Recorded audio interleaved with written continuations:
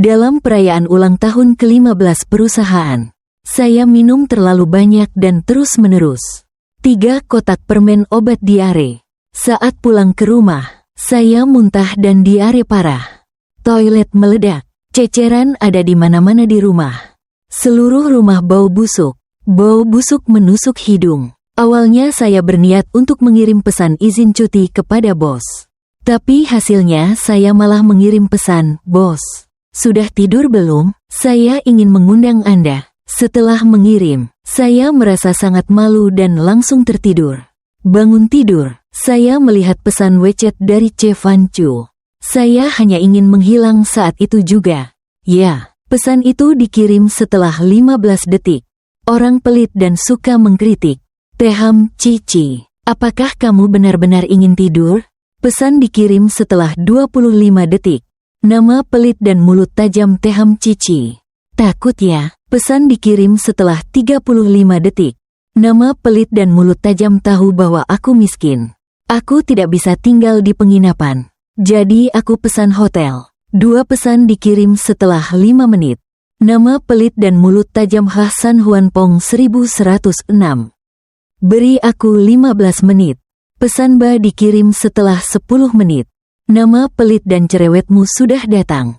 Pergi selesaikan dulu urusanmu. Pesanku kirim setelah 15 menit.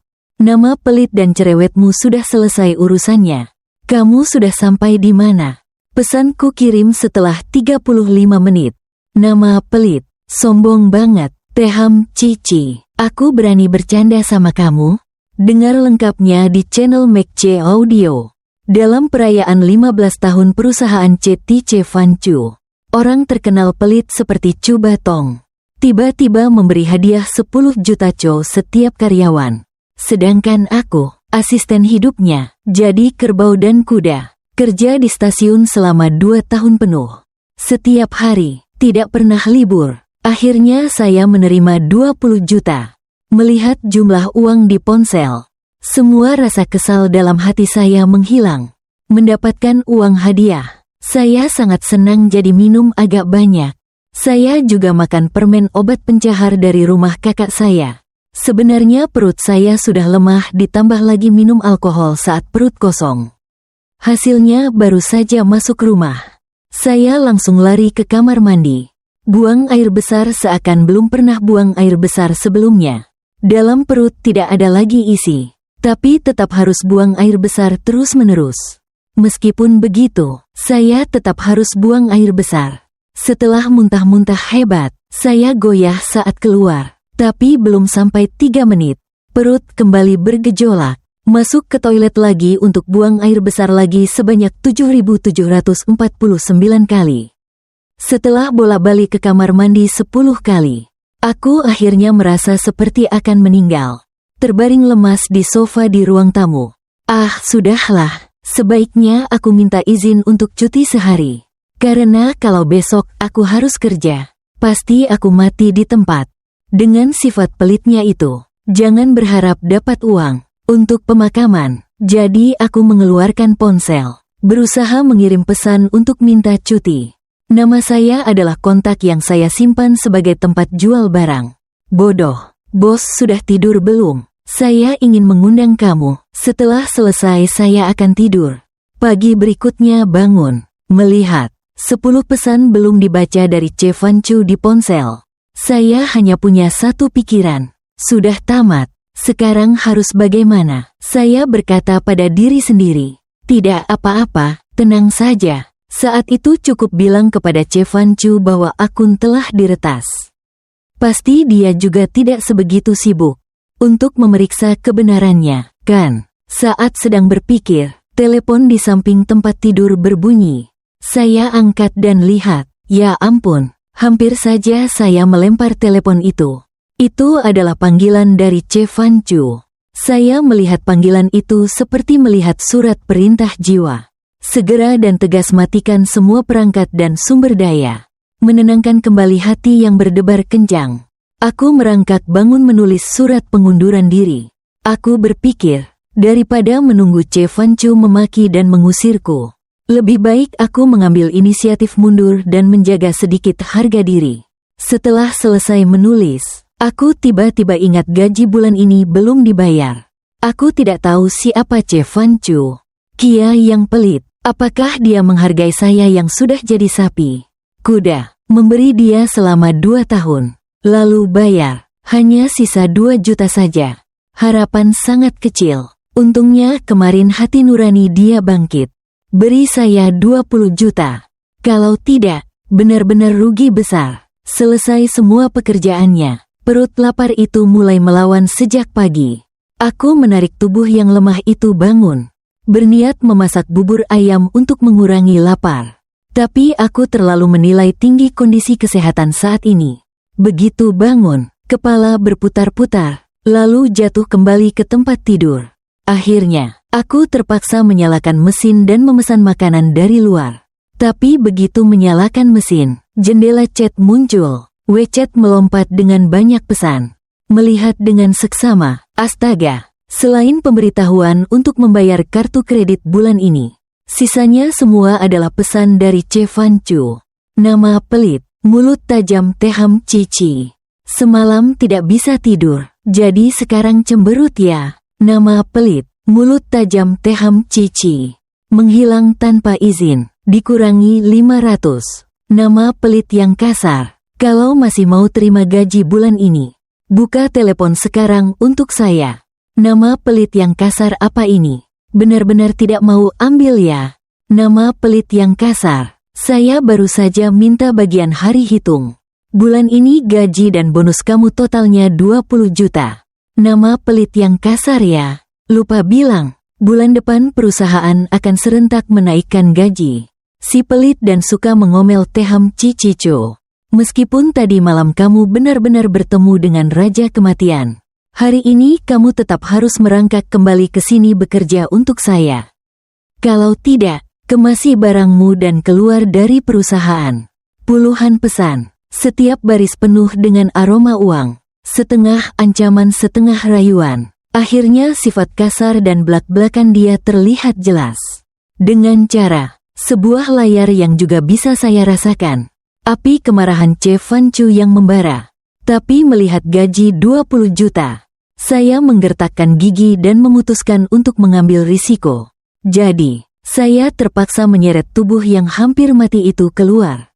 Naik taksi ke kantor. Aku pikir karena 20 juta itu, meskipun ada sapi, aku juga akan pulang sampai ke tempat. Kebenarannya, Min, zaman sekarang cari uang itu sulit. Menelan pahit, apalagi aku baru saja menginjakkan kaki di perusahaan. Langsung dipanggil ke kantor direktur utama. Menemui Fan Chu. Dalam tatapan penuh pengertian dari rekan kerja. Aku melangkah menuju ke kantor dia. Di depan pintu, aku mengetuk perlahan. Dari dalam terdengar suara rendah lembut. Masuklah. Aku mendorong pintu dan masuk. Langsung melihat Fan Chu duduk di kursi direktur. Sejujurnya, hanya dari penampilan saja, Fan Chu memang langka dan sulit ditemukan. Bahu lebar pinggang ramping, kaki panjang, alis runcing, mata cerah, bokong melengkung pas. Pasangan mata almond sedikit sipit setiap kali terangkat.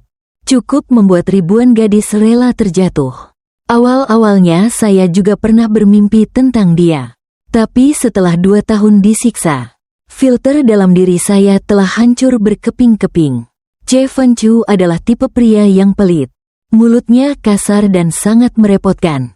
Sebelumnya, sudah ada 8 asisten yang kabur karena tidak tahan. Jadi bisa dibilang, saya adalah orang yang bertahan paling lama di samping dia. Kalau dibilang saya punya keberanian khusus, itu juga tidak benar. Satu-satunya keterampilan saya adalah lebih miskin daripada orang lain. Karena miskin, saya bisa bertahan dengan hal-hal yang tidak bisa ditanggung orang lain. Siapa bilang saya tidak punya uang? Saya pernah bertanya kepada Fan Chu mengapa dia menahan saya. Sering kali dia melirik saya dengan sangat santai. Lalu berkata karena penampilan. Anda sama sekali tidak mempengaruhi pekerjaan saya. Setelah mendengarnya, saya hanya ingin mengumpat. Bukankah dia bilang saya jelek? Sampai-sampai tidak bisa membuatnya terganggu. Padahal saat SD saya adalah ratu kecantikan desa loh. Meskipun desa saya waktu itu hanya ada 2 gadis seusia. Benar-benar, setelah kejadian itu saya masih menyimpan sedikit harapan pada Che Fan Chu. Karena saya belum pernah berpikir penampilan saya bisa membuat dia tidak bisa bangkit. Sampai suatu kali saya dan dia pergi dinas bersama. Hari itu saya bahkan sengaja berdandan sedikit. Berpikir 2 orang jauh dari rumah. Pria lajang, wanita lajang. Siapa tahu akan ada sedikit percikan cinta. Saat tiba di hotel, saya mendengar dia hanya memesan 1 kamar. Jantung saya berdebar-debar, tapi di luar saya tetap bertanya, "Kak, di mana kamu?" "Jadi, kamu di mana?" Kak Fan Chu memandang saya dengan tatapan seolah melihat orang bodoh. Tentu saja di kamar yang sama dengan saya. Setelah mendengar itu wajahku memerah. Menarik koper mengikuti dia masuk ke kamar. Masuk kamar langsung terlihat hanya ada 1 tempat tidur besar. Di sekelilingnya terhampar karpet casemere yang baru. Percaya deh, jantungku berdetak kencang. Setelah aku beres-beres, Fu Fan Chu mandi duluan. Setelah mandi dia keluar, melihat aku masih berdiri kaku di samping tempat tidur. Langsung mengerutkan kening tampannya. "Kamu belum mandi, apa mau aku mandikan?" Setelah mendengar itu, aku segera melambaikan tangan. "Tidak perlu, tidak perlu, Che Teng. Kamu hanya perlu berbaring dan istirahat saja." Che Fan Chu memandangku dengan tatapan bingung. Namun ketika aku keluar dari kamar mandi, aku menemukan di samping tempat tidurnya. Di atas karpet sudah disiapkan sebuah tikar. Di samping juga ada selimut. Dia hanya mengangkat tangan ke karpet yang dingin dan berkata, "Selesai mandi ya? Kalau begitu tidur saja. Kamu tidur di lantai, aku tidur di tempat tidur." Ibuku yang bilang, "Berarti kamu mau tidur di kamar yang sama dengan Che Fan Chu?" "Maksudnya begitu." Aku mengerutkan gigi. Che menelan amarahnya dan tersenyum manis bertanya, "Teng Che, baru tadi aku dengar resepsionis bilang masih ada kamar kosong. Sebenarnya aku bisa tidur di kamar terpisah. Aku sangat berani. Saat kuliah, aku bahkan juara tantu angkatan." Siapa sangka pria brengsek itu begitu mendengarnya. Langsung tersenyum sinis. Teham Cici tidak menyangka. Miskin begini masih bisa boros. "Maaf, Tuan, maksud Anda apa?" "Maksudnya saya pesan kamar untuk menghemat biaya ya." Jadi dari awal memang begitu. Che Fan Chu memang tidak berniat membayar kamar untuk saya. Kalau begitu saya malah harus berterima kasih. Karena dia meninggalkan saya lubang anjing di lantai untuk tidur. Meskipun pagi harinya ketika bangun, saya mendapati diri saya terbaring di tempat tidur yang empuk itu. Tapi saya sama sekali tidak percaya. Itu karena Che Fan Chu memiliki niat baik. Pasti aku sedang bermimpi buruk. Aku merasa bersalah dan ingin mati. Untungnya Che Fan Chu sudah pergi rapat sejak pagi. Sejak kejadian itu, sedikit ilusi. Harapanku terakhir tentang Che Fan Chu juga hilang. Menjadi awan dan asap. Che Fan Chu memang di luar wajah cantik dan banyak uang. Selain itu, tidak ada lagi yang patut dipuji. Pelit dan suka mengkritik. Contoh klasik seorang kapitalis yang mengeksploitasi tenaga kerja orang lain. Bekerja dengannya tidak mungkin untuk jatuh cinta. Dan mencari uang pun sulit. Fakta membuktikan saat itu saya masih terlalu naif. Belum memahami betapa kerasnya masyarakat. Apalagi tidak memahami sifat magnetis dari para kapitalis. Saat ini, aku melihat pria di depan sedang fokus menandatangani dokumen. Lagi teringat 2 pesan malam tadi. Hanya ingin mencari celah untuk melarikan diri. Che Fan Chu menaruh pena. Mengangkat kepala menatapku. Mengerutkan alis. "Teham Cici, keberanianmu cukup besar. Tapi belum cukup besar. Saya berniat berpura-pura sampai akhir." "Che Teng, apa yang kamu katakan?" Aku tidak mendengar dengan jelas. Che Fan Chu berdiri dan perlahan melangkah ke arahku. Hanya mengeluarkan suara dingin seperti es. Ya Tuhan." Satu kata ini mengandung begitu banyak makna. Membuatku tanpa sadar menarik bahu. "Teham Cici, apakah kamu berencana untuk bermain kartu kehilangan ingatan?" Coba Pak Teng. Anda salah orang. Itu bukan saya. Bukan saya. Teham, Cici. Saya sudah bilang, Ai, saya tidak baik-baik saja. Sepertinya trik ini tidak berhasil. Che Fanchu tidak mudah ditipu seperti itu. Karena itu saya mengangkat kepala. Menatap langsung ke matanya. Pak Teng, kalau sudah ketahuan oleh Anda, saya tidak akan menyembunyikannya lagi. Sejujurnya akun WeChat saya telah diretas. Pesan-pesan tadi malam itu dari bajingan itu, yang meretas akun saya dan mengirimnya. Saya bahkan berusaha berpura-pura marah. Iya, tapi setelah mendengar itu, Ko Fanchu hanya menatap saya dengan dingin. Benarkah? Saya mengangguk terus-menerus. Benar, Pak Ko juga sudah tahu kok. Kamu adalah orang paling jujur di dunia ini. Senyum tipis di sudut bibir Chu sedikit mengembang. Lalu dia menunduk dan mengetik di ponsel beberapa kali. Tiba-tiba suara pemberitahuan WeChat terdengar. Aku mengambil ponsel untuk melihat. Ya Tuhan, pria berperut hitam ini. Berani-beraninya dia menggunakan uang untuk menguji kesetiaan aku. Ini orang pelit dan licik. Transfer 200 yuan ke aku. Saya menekan getaran di dalam hati. Berpikir sendiri jangan sampai terperangkap. Sedikit uang ini tidak ada artinya apa-apa. Che Fanchu melihat itu. Sengaja mengerutkan alis. Asisten Jiang. Sepertinya ponselnya berbunyi. Saya buru-buru menutupi ponsel. Ya, ada. Aku tidak mendengar apa-apa. Haha. Pasti Tuan C salah dengar.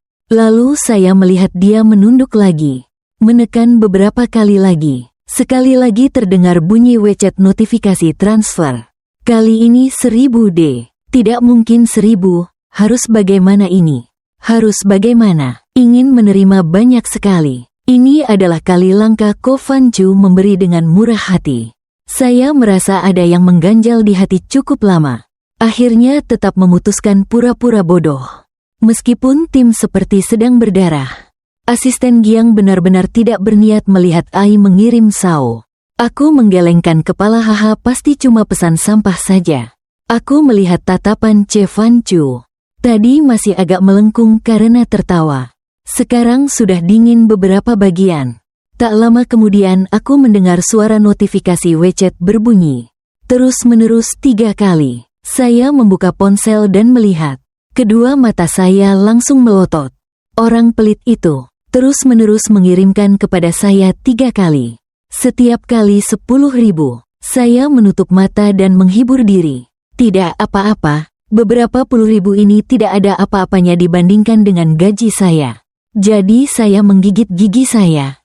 Membawa hati yang sakit, keluar dari kantor Che Fanchu. Sepanjang sore hari. Aku terus menunggu panggilan dari bagian SDM. Tapi sampai jam pulang kerja, bagian SDM tetap tidak menghubungi. Dan Che Fanchu juga tidak menyulitkanku lagi. Aku pikir jika bagian SDM tidak menelepon. Jadi saya terus bersembunyi saja. Hanya memikirkan puluhan ribu yang ada di WeChat. Tapi tidak bisa diterima. Hati saya sakit seperti teriris. Karena dalam hati terus memikirkan masalah itu. Apakah Fanchu bisa memecat saya? Jadi sepanjang malam saya hanya bermimpi. Dan isi mimpinya tidak lain selain menulis surat pengunduran diri. Keesokan paginya saya dengan bangga terlambat masuk kerja. Saat saya baru saja sempat masuk ke dalam lift. Tepat di menit terakhir sebelum jam absensi. Lalu menghela napas lega. Namun tepat saat pintu lift hampir tertutup. Saya tiba-tiba melihat lewat celah pintu sosok seseorang yang sangat mirip dengan Che Fanchu. Jadi saya segera menekan tombol tutup pintu terus-menerus. Seolah-olah nyawa saya bergantung padanya. Melihat pintu perlahan-lahan tertutup, saya baru saja menepuk dada dengan lembut. Dalam hati memuji diri sendiri sangat cerdas. Tapi kenyataannya membuktikan saya tidak cerdas. Malah bodoh melebihi batas. Karena saya lupa belum menekan lantai. Ketika pintu lift kembali terbuka, Che Fanchu dengan wajah dingin masuk. Aku hanya ingin menamparkan dirinya sekali. Memutar balik wajahnya. Ruangan dalam lift sempit sampai sesak napas. Aku berdiri menunduk di belakang. Sedangkan dia berdiri tegak di depan. Dalam udara, penuh aroma dingin khas dari Che Fan Chu. Jenis bau yang membuat orang merasa kedinginan sekaligus takut. Baik aku maupun dia sama-sama diam. Yang paling aku takutkan adalah suasana tiba-tiba menjadi sangat hening seperti ini. Aku pikir bagaimanapun juga Che Fan Chu adalah bosku. Kalau aku tidak menyapa dulu, dengan sifat pelitnya dia, kalau dia pakai alasan itu untuk menyulitiku, bisa berabe. Jadi saya mengangkat tangan untuk menyapa. Selamat pagi, apakah kamu juga terlambat? Nona Fan Chu menatap saya dengan penuh penghinaan. HMPF. Teham Cici, saya adalah atasan. Lalu kamu siapa? Maksudnya dia adalah atasan, jadi dia berhak terlambat. Sedangkan saya tidak boleh terlambat, kecuali 300. Asisten Teham, nanti turun ke bagian SDM untuk laporan. Setelah mendengar itu, pandangan saya seketika gelap. Sial, Ko Fan Chu memang pelit sampai uang terakhir. Sampai-sampai ingin mengambil uang di tanah untuk dimakan. Saya langsung mengutuk leluhur. 18 generasi keluarganya sekaligus. Apa ini? Melihat ekspresi asisten Tam seperti tidak terima, saya menarik napas dalam-dalam. Ko berusaha tersenyum manis. Bilang kenapa tidak terima sih? Perusahaan memiliki aturan bahwa jika kamu terlambat, maka akan dikenakan denda. Itu sudah benar. Che Teng benar-benar adalah orang yang memisahkan urusan pribadi dan pekerjaan. Sangat jujur. Ujung bibir Che Fan Chu sedikit melengkung. Dia tahu anak ini tampak patuh di luar, tapi di dalam pasti sudah mencaci maki saya. Sejak tadi sudah menggerutu. Asisten hakim memang orang yang mengerti. Saya tahu kepala Anda. Saya menundukkan kepala rendah. Dalam hati saya mengutuk Che Fan Chu sekali lagi.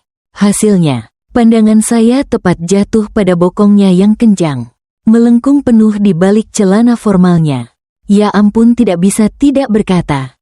Meskipun Fan Chu adalah seekor anjing, tubuh dan wajahnya benar-benar luar biasa. Saya berpikir dalam hati, ingin mencuri sentuh pantat itu dan main-main dengan alat kelamin. Dia agak berlebihan, tapi yang menyebalkan adalah, saya hanya berpikir saja, tapi mulutnya tidak bisa dikendalikan. Terpaksa ngomong terus terang. Asisten hakim tidak bisa tidur dengan saya. Jadi sekarang beralih ke gangguan publik ya. Suara tawa lembut yang penuh ejekan terdengar di atas kepala saya. Itu adalah Guo Fenzu. Saya langsung mengangkat kepala ingin membantah. Siapa sangka seberkas cairan hangat mengalir dari hidung Guo. Guo, apa yang kamu katakan? Saya tidak mendengar dengan jelas. Tepat saat itu pintu lift terbuka. Aku memeluk hidung dan berlari cepat seperti terbang keluar. Aduh, bagaimana aku bisa hidup di bumi ini lagi? Malunya sampai tidak ingin bernafas lagi. Pesan WeChat pun berlalu begitu saja. Aku pikir Che Fan Chu akan mencari aku untuk membalas. Aneh, dia malah tidak menunjukkan tanda-tanda apapun. Hanya saja keesokan harinya dalam rapat, dia jarang sekali mengganti setelan jas yang biasa dipakainya. Beralih memakai jaket bulu besar yang mencolok. Beberapa bos tingkat tinggi di ruang rapat melihatnya dengan penuh kecurigaan di mata mereka. Meskipun sekarang baru musim gugur, di ruang rapat juga ada pemanas. Siapa yang mau pakai jaket bulu seperti itu? Bukan hanya saya yang melihat jaket bulu itu. Seluruh tubuh langsung mengkerut seperti burung puyuh. Selesai. Pasti karena ucapan saya kemarin membuat terus terngiang di pikiran. Astaga, Cao, saya cuma iseng ngomong saja kok. Saya kan gak benar-benar berniat nyentuh pantat dia. Perlu banget ya waspada sama saya seperti waspada maling. Seharian itu, Che Fan Chu masih mengenakan jaket bulu itu. Meskipun keringat mengucur deras di dahinya, dia tetap bersikeras tidak mau melepasnya. Saya benar-benar tidak bisa menahan lagi. Terpaksa saya memberanikan diri untuk berbicara. Che Teng, atau Anda mau melepas jaketnya? Saya melihat Anda mulai berkeringat. Siapa sangka dia baru saja mendengar itu. Langsung bereaksi seperti kucing yang ekornya diinjak. Memegang pantat dan melangkah mundur satu langkah. Dengan suara pelan memarahi asisten. Teham, kerjakan tugasmu dengan baik. Aku sama sekali tidak merasa panas. Baiklah, baiklah. Tidak panas ya, tidak panas. Mendesah keras seperti orang yang akan mati. Sore ini aku akan menyusun ulang notulen rapat kemarin. Lalu membawanya ke Cho Che Fan Chu untuk ditandatangani. Ai, baru saja menyentuh dokumen. Dia dengan suara dingin melontarkan satu kalimat. Teham, Cici. Tumpukan sampah ini, kamu salin dari mana? Saya menggertakkan gigi. Kamu menelan marah itu, tersenyum kaku. Haha, Ceteng. Ini adalah isi rapat kemarin yang kamu lakukan sendiri. Karena aku yang rangkum. Kalau kamu merasa belum oke, aku akan segera perbaiki. Che Fan Chu mengangkat dagunya dengan anggun. Memberi isyarat, cepat pergi dari sini. Aku tetap mempertahankan senyum profesional. Ya, kepada Pak C, tunggu sebentar ya. Aku melangkah kembali ke tempat duduk dengan sepatu hak tinggi. Merapikan seluruh notulen, lalu mencari beberapa template di internet. Agar terlihat profesional dan mewah. Memasukkan isi hanya agar terlihat berkelas. Bu Fan Chu mengambil naskah baru untuk dilihat. Ujung bibir tersenyum dingin. Teham, Cici. Kamu benar-benar serangga dengan pinggiran emas. Mau menipu siapa? Kalau bukan karena uang receh sialan itu. Aku sudah memukul laporan itu ke wajahnya. Melepas nama tag, melemparkannya, lalu langsung pulang agar ringan kepala. Akhirnya setelah 4 kali revisi, bajingan itu baru mengangguk, dengan enggan seperti orang yang bekerja. Anggap saja lolos. Aku tersenyum palsu, suara penuh kepura-puraan. Bilang, bos, sudah susah payah. Kalau begitu, kamu keluar dulu ya. Che Fan Chu kembali mengangkat kepala yang menyebalkan itu. Asisten, tolong bawakan saya secangkir kopi. Ya, baiklah. Che Teng membelakangi saya. Pukulan saya terjepit hingga ingin menghancurkan dinding. Saya sangat curiga. Che Fan Chu diam-diam membalas dendam atas pesan WeChat saya. Di malam hari tetapi tidak ada bukti. Che Fan Chu tidak hanya pelit dan tajam lidah. Tetapi juga sangat. Kalau mau ngopi, harus pakai kopi giling tangan. Sedikit gula. Kalau terlalu panas, tidak boleh dingin juga tidak bisa. Jangan pernah makan makanan dari luar. Sebaiknya siang hari. Saya harus langsung pergi ke warung di seberang. Mengawasi langsung pemilik yang sedang menggoreng dan menumis. Lalu membawanya pulang untuk dia. Sedang berpikir-pikir, maka tiba-tiba di kantor terdengar teriakan. Marah asisten pengacara saya bilang kamu buat kopi. Bukan pergi ke neraka untuk membelinya. Saya sadar kembali lalu dalam hati mengumpat. Benar-benar dibuat bingung oleh pria sialan ini. Hampir lupa pekerjaan utama. Saya asal minta maaf kepada bos Gu tadi. Buang air agak lama sedikit. Saya segera datang. Ketika saya membawa secangkir kopi panas masuk ke kantor, saya melihat dia dengan wajah muram sedang mendengarkan telepon. Sial, siapa lagi yang berani membuat marah orang ini? Melihat wajahnya yang gelap seperti kantong arang. Saya segera menarik diri dan mengecil seperti bola adonan. Hanya berharap tidak terkena dampak saat dia marah. Tapi, kebenaran membuktikan saat sial datang, bahkan makan sisa pun bisa tersedak. Saya berhati-hati melihat Che Fan Chu. Tangan tetap memegang posisi menyajikan kopi. Saat itu tepat saat dia mengulurkan tangan untuk menerima. Hanya terdengar satu suara. Saya menunduk dan melihat ke bawah.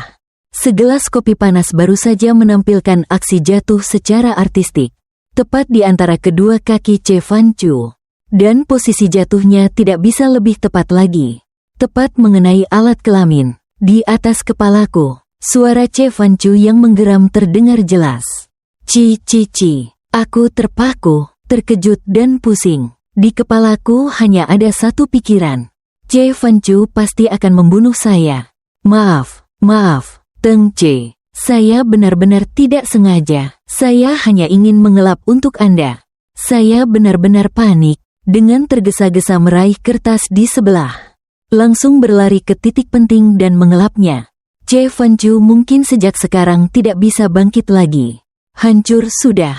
Benar-benar hancur, sayang. Benar-benar hancur. Tapi tepat ketika tangan saya baru saja sampai, suara tercekik penuh kesabaran dari Che Fan Chu terdengar. Teham Cici berhenti tangan. Tidak perlu mengelap lagi. Saya rasa pasti bagian itu bengkak sekarang. Saya menelan ludah.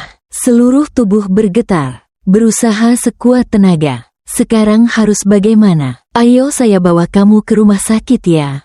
Sudah hampir menangis. Jika Ko Fan Chu adalah satu-satunya keturunan keluarga Ko, dan karena saya dia menjadi cacat, saya pasti akan dipenjara. Tidak menyangka Ko Fan Chu hanya diam-diam melemparkan saya sekumpulan kunci.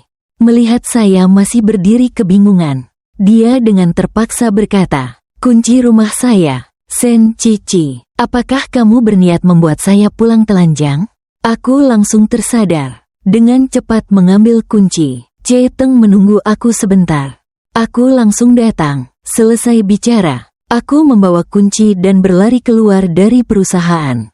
Che sampai di pintu bahkan tidak lupa berbisik kepada Che Teng. Dalam waktu 24 jam. Dan mengompres dingin akan lebih efektif. Ya, setelah bicara, wajahnya merah seperti tomat matang. Aku menghilang dari pandangannya. Sekarang di rumah pribadi Che Fan Chu. Aku melihat deretan lemari pakaian yang rapi. Dengan deretan setelan jas seragam. Dan tumpukan barang bermerek yang belum dipotong. Meg merasa sedikit putus asa. Baru tadi cuma sempat melintas. Lupa bertanya di mana celana dalamnya dia taruh. Tidak ada cara lain. Saya terpaksa nekat video call WeChat padanya. "Kak, Sepko mau tanya celananya disimpan di mana?" Ko Fan Chu mengernyitkan dahi. Wajahnya seperti ingin berkata, "Tam Cici Kak." Beberapa saat kemudian dia tampak putus asa berkata, "Kamu putar kameranya ke arah kamar tidurku. Aku akan tunjukkan di mana." Jadi di bawah arahan jarak jauh dari Guo Wenzu. Akhirnya saya juga menemukan celana dalamnya. Hanya melihat ratusan celana dalam yang terlipat rapi dalam setiap kotak. Mengklasifikasikannya membuat saya merasa canggung. "Guo, jenis mana yang Anda inginkan?" Guo Wenzu sedang berusaha menahan rasa sakit di bawah sambil memijat dahinya. Suara mendekat berwarna hitam. Iya, tunggu sebentar, Che Teng. Aku masih mau tanya, kamu mau yang seperti apa? Model boxer atau segitiga?" Wajah Che Fan Chu terlihat semakin gelap. Ujung bibirnya bergetar seolah ingin terkena angin. "Terserah kamu, apapun yang kamu ambil, aku akan pakai." "Oh iya, aku akan segera membawanya. Kamu tunggu aku ya." "Iya." Begitu selesai saya langsung memutuskan telepon. Kalau sudah bilang terserah, ya saya terserah saja. Saya ambil sepasang celana dalam hitam dari dalam kotak. Lalu keluar. Harus cepat kembali. Tidak tahu apakah Che Fan Chu sudah mengompresnya. Jangan-jangan sudah terluka permanen Roy. Jika luka itu nyata, menjual saya pun tidak cukup untuk membayar. Hati saya tiba-tiba terasa sesak. Ingin menangis sekali. Saat sedang berpikir, panggilan video dari Che Fan Chu datang lagi. "Tut, alo Che Teng. Ada apa lagi?" Melihat saya di video, hanya memegang satu celana dalam. Bosan. Dia menggoyangkan suaranya. "Ini tegang. Teham Cici. Kamu bermaksud membiarkan saya keluar dari perusahaan hanya dengan celana dalam?" Saya menepuk dahi. Astaga, saya lupa mengambil celana panjang. Jadi saya kembali ke kamar tidur milik Che Fan Chu. "Che Teng, jangan tanya saya mau yang seperti apa. Jangan tanya warna apa, ambil saja yang mana juga boleh." Saya menjulurkan lidah dalam hati. Kenapa Che Fan Chu bisa tahu saya mau bertanya apa? Saya membuka lemari 6 mencari celana luar. Tanpa sengaja melihat beberapa celana termal yang tergantung di samping. Belum sempat saya bicara, suara kesal Che Fan Chu terdengar. Memanggil Teham Cici. "Celana termal seperti itu sebaiknya kamu jangan ambil. Untuk saya tidak pernah pakai, jadi saya lewatkan saja." Baiklah. Kamu kedinginan saja juga tidak apa-apa. Memang tipe pria yang hanya peduli penampilan tanpa rasa hangat. Dalam perjalanan kembali ke kantor, saya sekalian mampir ke apotek. Membeli 1 tube krim luka bakar untuk Che Fan Chu. Saya pikir kejadian hari ini adalah kesalahan saya. Jadi saya harus bertanggung jawab.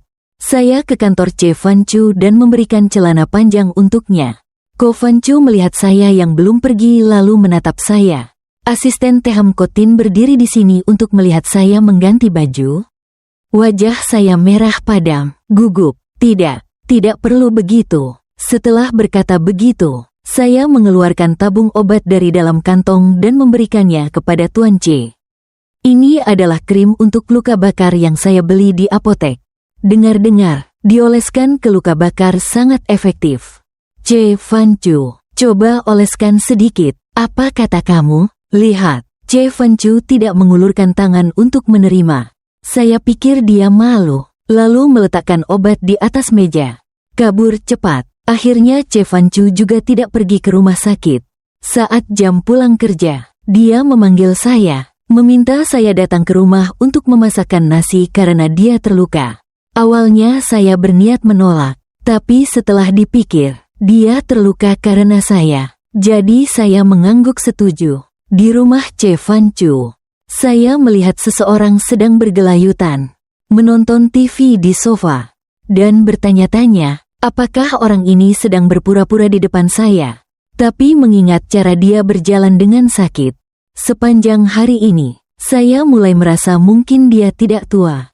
Setelah itu selama seminggu penuh, setiap hari pulang, CA saya juga harus ke rumah Che Fan Chu memasak nasi untuk dia. Seminggu kemudian, luka Che Fan Chu akhirnya sembuh. Sebentar lagi libur hari nasional. Hati saya seperti kuda liar yang hampir putus tali kekang. Sedangkan tubuh saya di kantor. Jiwaku sudah terbang ke lautan.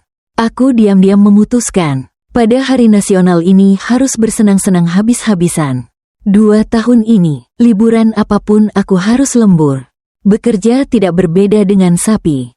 Besok mulai libur. Tapi sampai saat ini, Che Fan Chu belum bilang apa-apa. Aku pikir pasti tahun ini aku lolos dari bahaya. Lalu saya mengambil ponsel, menyembunyikan dan langsung memesan tiket pesawat ke Hainan. Setelah tiket selesai dipesan, suasana hati saya sangat bahagia hingga menyanyi-nyanyi. Sambil bekerja, waktu berlalu sangat cepat. Lalu tiba saatnya pulang kerja. Saya membereskan barang-barang. Saya menjadi orang pertama yang melarikan diri dari kantor. Dengan pekerjaan aneh ini, menambah 1 menit juga adalah penyiksaan. Baru saja melangkah keluar dari pintu perusahaan. Telepon langsung berdering. Itu adalah Pak Fan Chu. Halo, jantungku berdegup kencang. Jangan-jangan sudah libur. Kenapa dia masih menelepon? Halo, Pak Direktur, ada apa ya? Teham Cici, besok ada lembur. Ingat untuk bangunkan alarm lebih awal. Kemarahan saya hampir meledak ke puncak kepala. Di dalam hati seperti ada 10.000 kuda liar yang sedang berlari kencang. Kepala sekolah Mai adalah Kuk Han. Saya tahu, tapi sekarang sudah resmi masuk masa liburan. Saya sudah memesan tiket pesawat ke Hainan. Oh, tiketnya tidak bisa dibatalkan? Saya yakin bisa dibatalkan. Ya, kalau begitu batalkan saja. Hari nasional adalah hari libur yang ditetapkan oleh undang-undang. Kamu harus keluar untuk menghabiskan uang demi mendorong pariwisata. Kan? Ya, dengan dompetmu. Tidak akan membantu pariwisata negara ini sama sekali. Paling-paling hanya akan memberikan tekanan pada toilet umum. Saya tahan, kita harus mencintai negara ini. Saya keluar untuk merayakan hari lahir Ibu Pertiwi. Teham Cici. Saat festival bulan purnama aku juga tidak melihatmu terbang ke bulan. Tan Min, kamu juga tidak pergi mati saja. Siapa yang bilang padamu bahwa setiap festival harus dirayakan? Sialan, aku benar-benar tidak ingin menahan lagi. Intinya aku yang bilang duluan. Besok aku tidak pergi kerja. Kamu urus sendiri. Setelah ngomong begitu, aku langsung mematikan telepon. Che Fan Chu memang tidak menelepon kembali. Aku merasa sangat senang memikirkan. Mungkin si anjing ini akhirnya juga menyadari bahwa aku adalah bosnya. Betapa buruknya dia. Sekarang dia mulai menyesal. Sedang bermimpi. Teleponku berdering dengan pesan WeChat.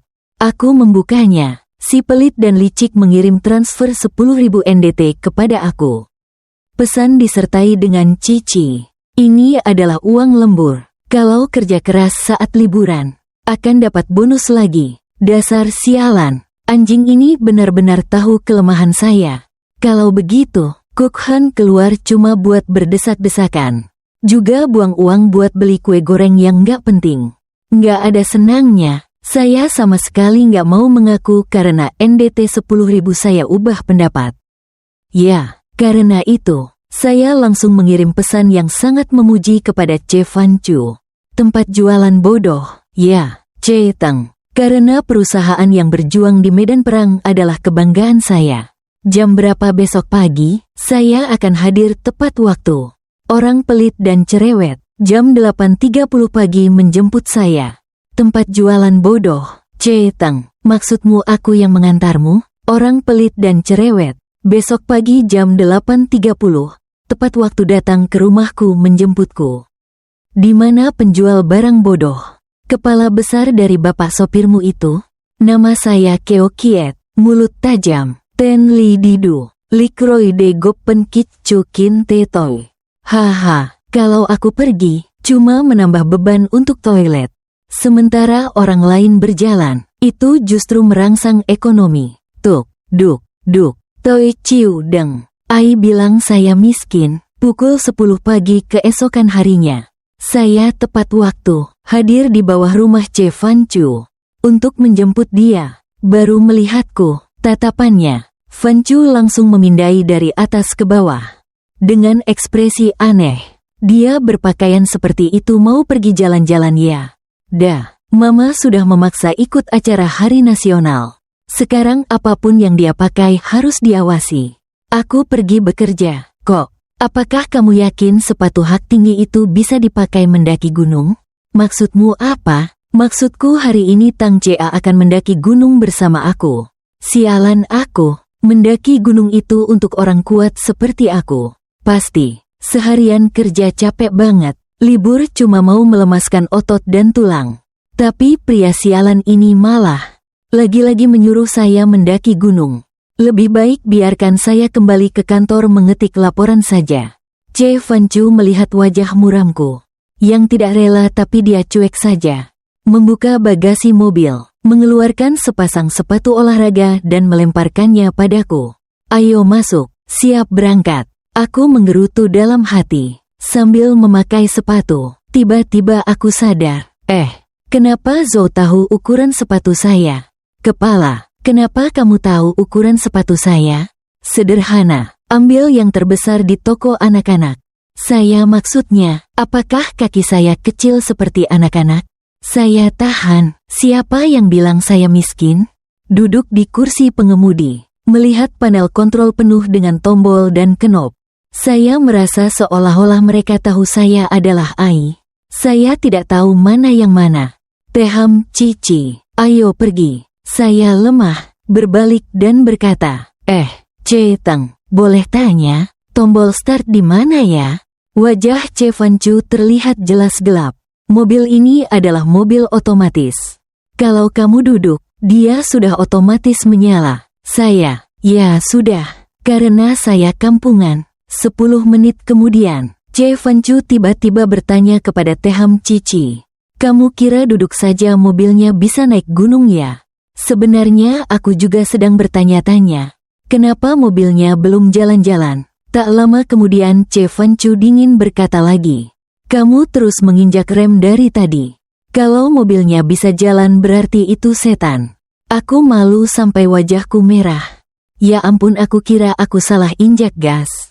Maaf, Che Teng, jangan marah, saya akan mengemudikan sekarang. Akhirnya, setelah banyak rintangan, mobil ini mulai melaju. Saya memegang kemudi, saraf saya tegang seperti senar gitar. Saya tidak lagi memperhatikan Che Fan Chu di samping.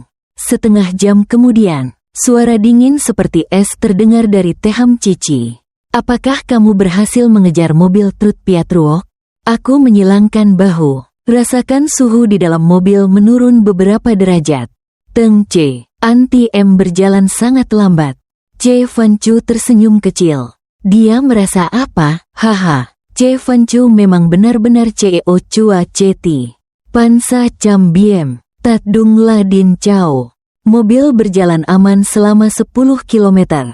Sudah 2 jam berlalu. Saya pikir sebenarnya mengemudi juga tidak sulit seperti yang saya bayangkan. Cuma terus khawatir harus latihan lama baru berani pegang kemudi. Tak disangka, Che Fanchu duduk di samping malah tertidur di kursi. Saya diam-diam pikir orang ini berani juga. Berani mempercayakan nyawanya kepada saya untuk mengemudi. Saya memiringkan kepala menatap dia sekilas. TSK, tidak bisa tidak membicarakan saat Che Fanchu diam.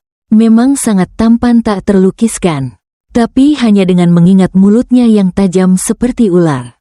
Semua mimpi dalam diriku langsung hilang tanpa jejak. Tepat saat aku sedang merasa bangga. Tiba-tiba, sebuah truk besar melaju kencang dari arah berlawanan. Aku langsung panik, tangan dan kakiku kaku. Kaki tidak tahu harus diletakkan di mana. Setir juga bergetar seolah-olah dirasuki. Ketika mobil saya melaju dekat truk, saya hanya memiliki satu pikiran. Sudah tamat, mati ya mati bersama mulut jahat ini. Di bawah alam kubur saya akan hidup seperti apa ini? Suara ledakan menggema, telinga bergetar. Coba Fanchu terbangun. Suara masih terkantuk-kantuk. Teham Cici, ada apa? Aku gemetar bertanya kepada Guteng. Seminggu lagi, kantin perusahaan bisa mengganti buah menjadi semangka tidak? Dia mengerutkan alis. Mau diganti apa? Karena tadi aku menabrak sekumpulan semangka. Ya, suaranya dia masih tetap tenang.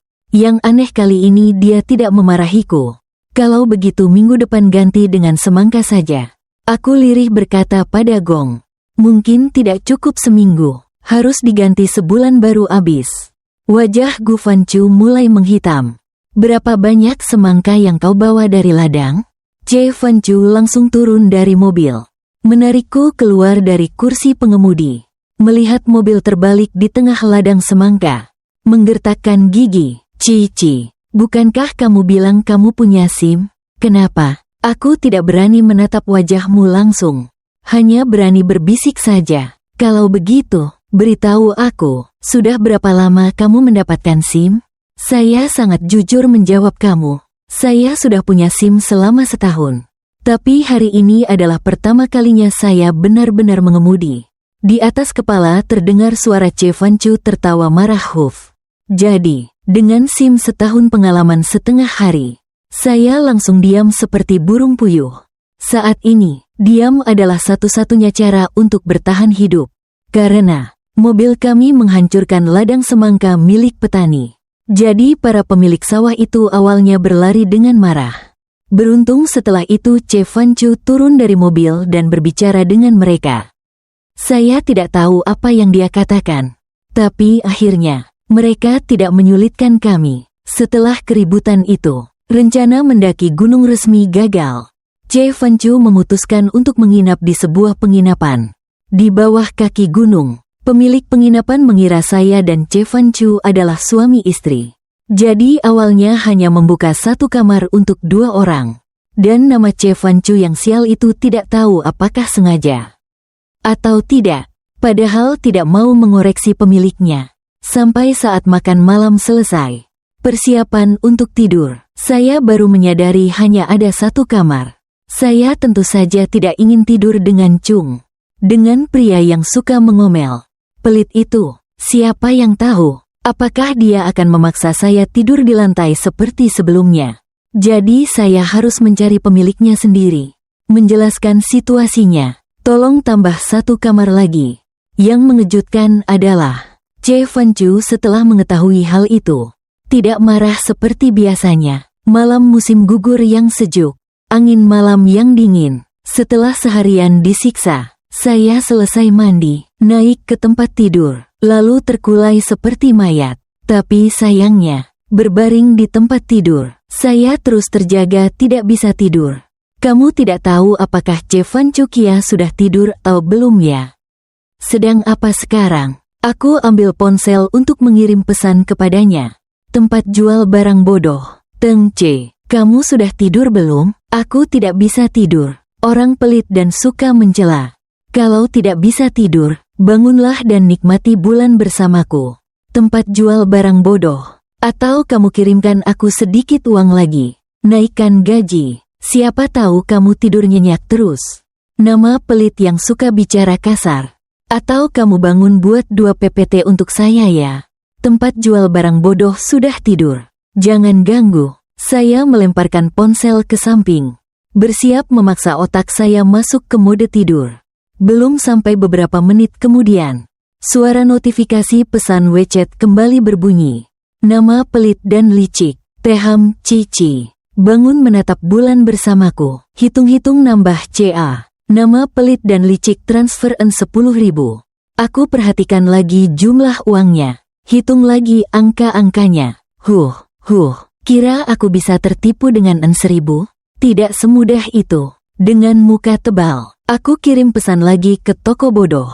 Ceteng, menatap bulan bersamamu. Tapi cuma layak 1.000, uang nambah CA saja.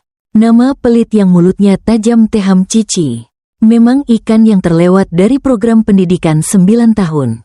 Wajib, matanya harus melihat dengan teliti. Belum menghitung kembali angka 0 yang hilang. Saya melotot melihat sekali lagi. Ya ampun, saya kehilangan 1 angka 0. Bingung sampai ingin menghilang. Tempat jual barang bodoh jatuh total. Tunggu sebentar ya, Ra akan segera datang. Saat saya selesai berpakaian dan keluar, saya langsung melihat Chevan Chu sedang duduk di tepi dinding di halaman. Pada saat itu dia sedang menengadah, melihat ke langit yang gelap pekat. Apakah Chevan Chu hari ini salah minum alkohol palsu? Buang Raen 10.000. Hanya untuk menarik saya ke sini melihat langit yang gelap ini. Sudah. Karena 10.000 itu anggap saja gila sekali dengan dia. Chevan Chu menundukkan kepala melihat saya yang sedang berdiri di bawah. Teham Cici, naik sini. Ngapain berdiri bodoh di situ? Saya melihat dinding yang lebih tinggi dari kepala saya beberapa tingkat. Chevan, saya tidak bisa memanjat. Jadi Chevan Chu melihat saya seperti melihat orang bodoh.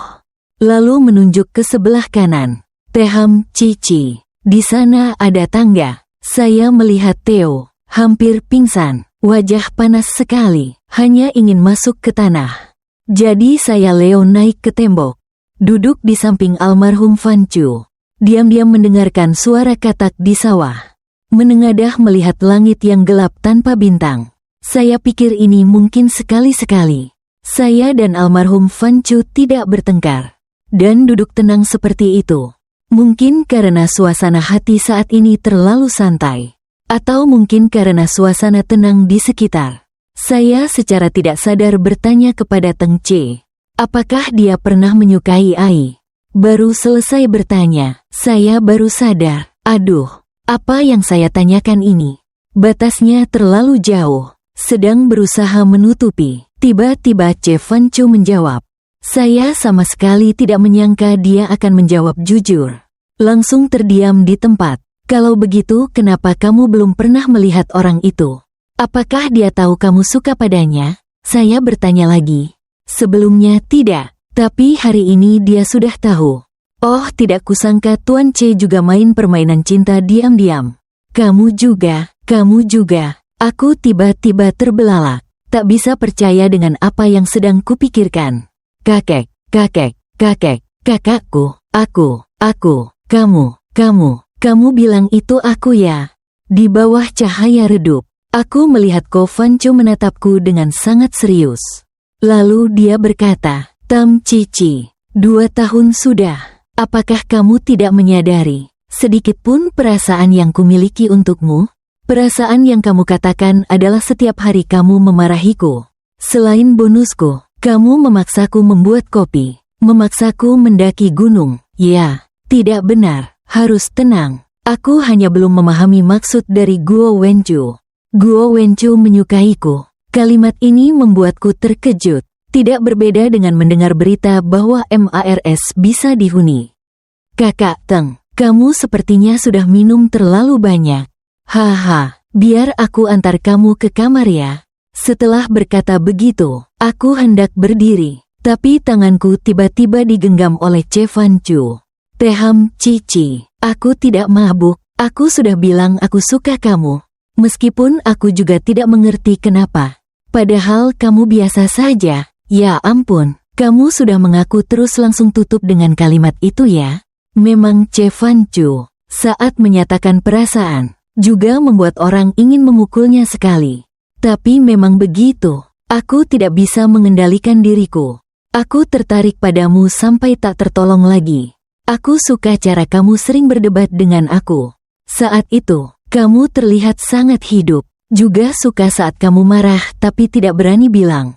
Kelihatannya sangat lucu. Ya ampun, mendengarnya membuatku malu ingin tenggelam. Coba Van Chu juga bisa mengucapkan kata-kata rayuan yang cesi seperti ini ya. Tapi mendengarnya juga terasa menyenangkan. Masih suka dengan sifatmu yang mencintai uang seperti hidupmu sendiri. Kalimat terakhir itu mungkin tidak perlu. Saya juga tidak mengerti. Pada akhirnya, saya dan Chevan Chu bagaimana bisa sampai ke tempat tidur. Yang saya tahu adalah saat saya menyadari, saya sudah ditindih olehnya. Chevan Chu, ini tidak baik, terlalu cepat. Aku berusaha mendorongmu keluar. Suaraku bercampur dengan napas yang terengah-engah. Tapi saat ini, pria yang selalu sombong itu, yang biasanya pedas itu tak lagi menunjukkan sedikit pun kesombongan. Aku hanya mendengar dia berbisik dengan cepat. Tapi aku sudah menyukaimu selama 2 tahun.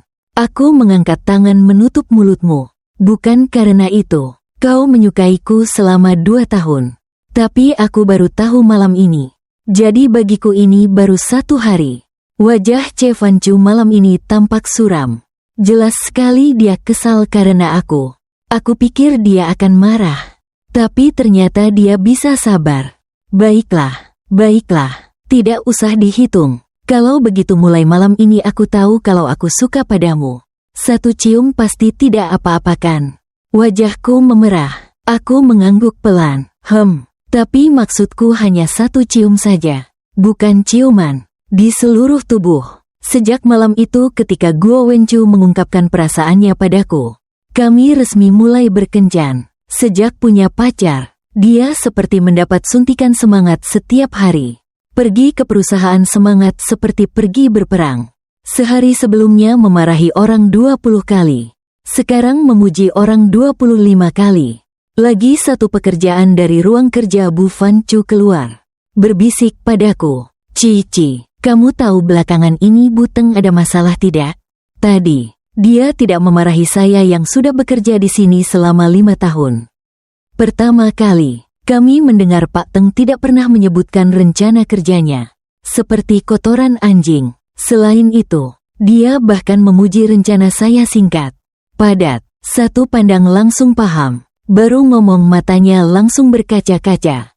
Apakah itu termasuk pujian? Bukankah itu sindiran halus? Sudahlah. Lihat dia sampai terharu dan hampir menangis. Aku juga malas bicara sebenarnya. Meskipun begitu, selama Chevan Chu tidak memaki orang, bagi rekan kerjaku, itu sudah merupakan pujian. Sedang berpikir begitu, suara Chevan Chu terdengar dari dalam ruangan. Asisten hakim masuk sini sebentar. Saya merasa sedikit cemas melihat rekan-rekan. Melihat Ai juga sedang memandang saya dengan tatapan. Seolah ingin berkata, tidak apa-apa, masuk saja. Akhir-akhir ini Buteng sangat baik. Setelah mendengar itu, saya semakin panik. Akhir-akhir ini Bu Van Chu sering meminjam nama pekerjaan untuk memanggil saya ke kantor, lalu memanfaatkan kesempatan untuk meraba-raba macam-macam. Setiap kali keluar dari ruangan dia, saya harus duduk istirahat cukup lama baru bisa tenang kembali. Hanya membayangkannya saja wajah saya sudah memerah. Saat saya masuk, Chevan Chu sedang menunduk menandatangani dokumen. Mendengar suara langkah kakinya dia tidak mengangkat kepala. Hanya dengan tenang berkata tutup pintunya. Tidak bisa dipungkiri saat bekerja dengan serius. Bu Van Chu benar-benar tampan. Seorang pria seperti itu, sekarang malah jadi pacar. Aku masih sulit percaya saat memikirkannya. Jelas bulan lalu, aku bahkan bersumpah, akan menjauh dari pria-pria seperti Fan Chu. Tapi kenyataannya membuktikan bahwa mulut wanita memang penuh kebohongan. Semua janji menyerah di hadapan pria tampan. Ketika aku masih melamun dalam pikiran, tiba-tiba di telinga terdengar suara rendah yang memikat. "Ayo, bagaimana menurutmu wajah pacarmu?" Aku refleks mengangguk. "Sangat sempurna sekali. Apakah kamu punya bokong yang melengkung? Masih mau disentuh? Aku ingin. Sudah lama sekali." "Haha, jadi hari ini biarkan aku sentuh. Biarkan aku." Sampai terjatuh ke dalam pelukan hangat dan luas miliknya. Aku baru tersadar. Fan Chu. Anda ngelem apa di luar? Ada orang lain. Siapa sangka orang brengsek ini mendekatkan telinganya ke aku dan berbisik lembut. "Manis-manis saja. Aku sudah bilang mau sentuh pantat dan mainin testismu. Kenapa? Masuk ke dalam. Lepas semuanya. Biarkan aku sentuh. Cukup. Jangan cuma sentuh. Masih bisa." Kalimat terakhir belum sempat diucapkan Ra sudah saya tutup mulutnya. Tapi saya tahu apa yang ingin dia katakan. Melihat saya berontak, dia membuat Ra terlihat terpaksa. "Sayang, jangan khawatir. Tidak ada yang berani masuk." Setelah berkata begitu dia langsung menggendong saya ke ruang istirahat di belakang. Dalam hujan yang membingungkan karena disiksa olehnya, aku mendengar suara lembut yang bergema di telinga. "Sayang, ambil aku ya." Saat itu aku sangat lelah. Hanya ingin segera tidur. "Ya," aku berbisik pelan. Lalu diikuti oleh ciuman yang penuh. Pada malam yang penuh emosi yang kuat. Ketika bangun, aku menyadari di jari manisku ada sebuah cincin besar seperti telur merpati. Di samping saya, pria dengan tubuh panas yang sedang tidur nyenyak. Namanya adalah Chu. Pria menyebalkan ini memanfaatkan saat saya terpesona olehnya untuk menempelkan ciuman perjanjian di kepala saya. Bagaimanapun juga, dia tampan, kaya dan sangat berbakat. Jadi saya terpaksa menikahinya. Teks lengkap selesai.